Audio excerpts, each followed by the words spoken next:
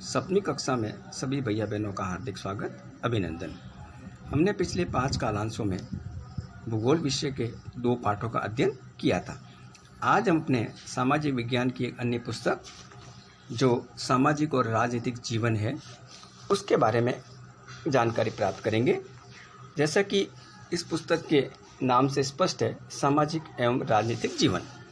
तो यह पुस्तक समाज के अंदर पाए जाने वाले कई प्रकार के विशेषताओं, समाज के अंदर पाई जाने वाले कई प्रकार की विषमताओं, समाज के अंदर पाए जाने वाले कई प्रकार के ऐसे कार्य और राजनीतिक जीवन से जुड़े हुए संविधान, इस प्रकार की बातों की जानकारी इस पुस्तक में मिलेगी। अभी हम या आज के कालांश में हम अध्याय 1 समानता के बारे में जानकारी प्राप्त करने जा रहे हैं।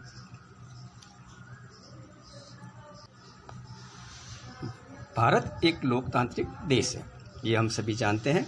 और हमने पिछली कक्षा में लोकतांत्रिक देश के नाते लोकतंत्रीय सरकार जो पाई जाती है उसके मुख्य तत्व, जैसे लोग उसमें कैसे अपनी भागीदारी करते हैं, संघर्षों का किस प्रकार समाधान होता है, समानता किस प्रकार पाई जाती है और न्याय कैसे किया जाता है, इन सभी बातों की हमने जानकारी प्राप्त की थी। समानता, जैसा कि नाम से स्पष्ट है, समानता यानी सभी को एक समान समझना। समानता लोकतंत्रीय सरकार के जो मुख्य तत्व हैं उनमें से एक तत्व है।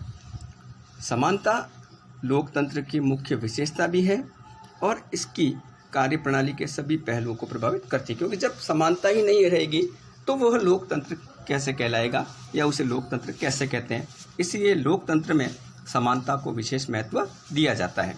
अगर देश लोकतांत्रिक सरकार चला रहा है या देश में लोकतांत्रिक सरकार है तो वहाँ समानता होनी आवश्यक है। इस अध्याय में हम जो समानता के बारे में चर्चा कर रहे हैं, यह लोकतंत्र के लिए आवश्यक क्यों है और भारत में यह समान है कि नहीं, ये सभी चीज़ें इस अध्याय में हमको देखने को मिलेगी।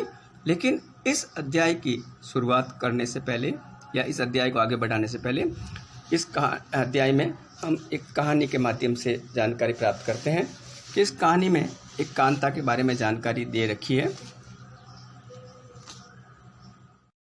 कांता घरों में काम करने वाली महिला है, जो लोगों के घरों में जा करके कार्य करती है।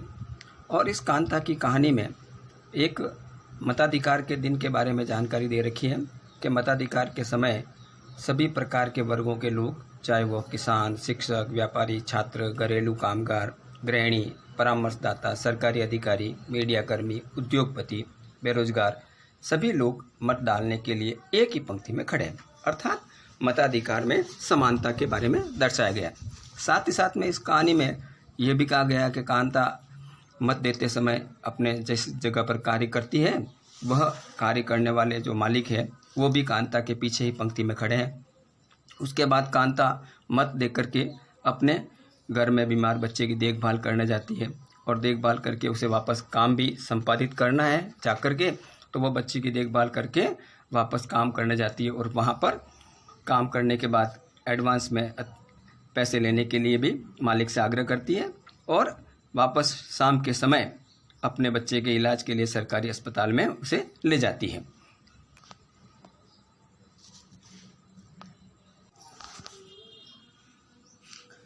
तभी अपन ने मताधिकार के बारे में या मताधिकार शब्द के बारे में जानकारी प्राप्त की और उसमें यह भी पढ़ा था अपन ने कि मताधिकार की समानता।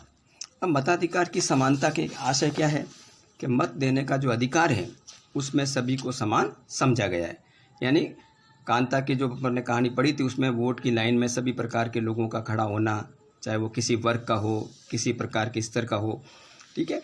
तो उसमें जो शब्द आया वो है मताधिकार और उसमें सभी समानता आई है। तो समानता में आता है सार्वभौमिक वयस्क मताधिकार। यानी सार्वभौमिक वयस्क मताधिकार किसे कहते हैं?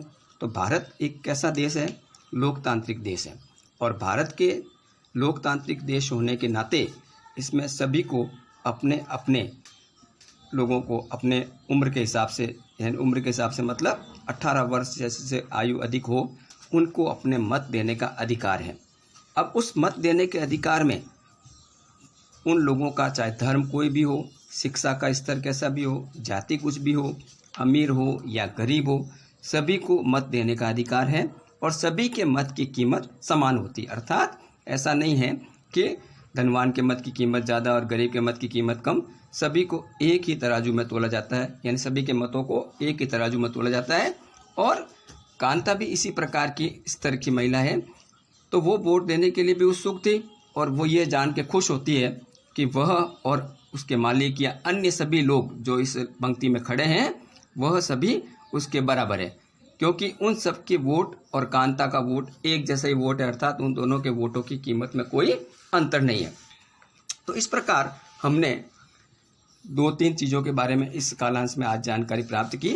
उसमें क्या था कि पहला समानता क्या है और भारत जैसे लोकतांत्रिक देश में समानता का क्या महत्व है और समानता लोकतंत्र में क्यों आवश्यक है। और यह कांता की कहानी में एक बात अपन ने जानी कि भाई मताधिकार के समय समानता लोकतंत्र में पाई जाती है, यानी मत देते समय किसी के साथ कोई प्रकार की असमानता नहीं की जाती है।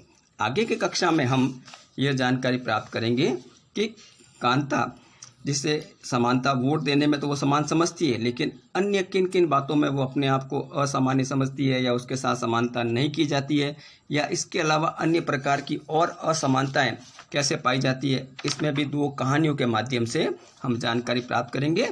एक कहानी आएगी ओम प्रकाश वाल्मीकि की और दूसरी कहानी आएगी श्री और श्रीमती अंसारी जी के बारे में।